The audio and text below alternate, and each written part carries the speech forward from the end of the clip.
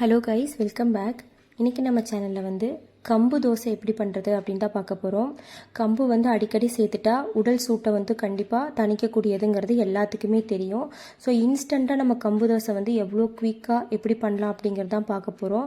நீங்கள் கம்பை ஊற வச்சு உளுந்து கூட நீங்கள் வீட்டில் ஆட்டி புளிக்க வச்சு மாவு தோசை செஞ்சாலும் ஓகே தான். இல்லை அதுக்கெல்லாம் எனக்கு டைம் இல்லை அப்படின்னு நினைக்கிறவங்க இன்றைக்கி நமக்கு எல்லா கடைகள்லையுமே சுத்தமான கம்பு மாவு கிடைக்குது. ஸோ அந்த மாதிரி வாங்கிக்கோங்க. இன்றைக்கி நான் அந்த மாவு வச்சு தான் இந்த தோசை ரொம்ப சீக்கிரமாக பண்ணிட்டேன். நம்ம ஆல்ரெடி வீட்டில் ஆட்டி வச்சுருப்போம் தோசை மாவு இருக்கு இல்லையா, அது கூட இந்த கம்பு மாவை சேர்த்து கொஞ்சமாக தண்ணி விட்டு இந்த மாதிரி கலக்கிக்கோங்க.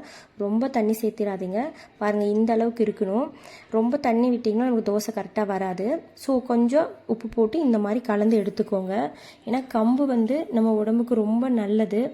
கம்பு இதயத்தை ரொம்ப வலுவாக்குறக்கும், இதில் புரத சத்து இருக்கிறனால முடி கொட்டுது அப்படிங்கிறவங்க நீங்கள் அடிக்கடி இந்த மாதிரி கம்பு உடம்புல சேர்த்துக்கிறது ரொம்ப நல்லது. ஹேர் ஃபால்க்கும் ரொம்ப நல்லது.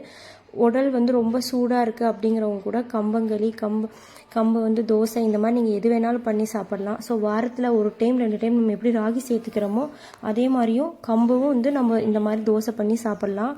சிறுதானியங்கள் சேர்த்துக்கிறது உடம்புக்கு ரொம்ப நல்லது. சின்ன வயசுலேருந்தே உங்கள் குழந்தைங்களுக்கு இந்த மாதிரி சிறுதானிய தோசை கொடுங்க. அப்போ தான் அவங்களுக்கு சாப்பிட்டு பழகுவாங்க.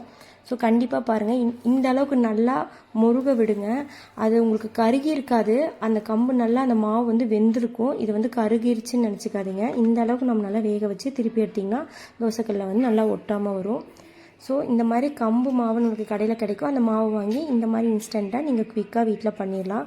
இது கூட கொஞ்சமாக தேங்காய் சட்னியும் 1 ஸ்பூன் கார சட்னியும் வச்சு சாப்பிட்டிங்கன்னா அதோட டேஸ்ட் பார்த்திங்கன்னா ரொம்பவே சூப்பராக இருக்கும்.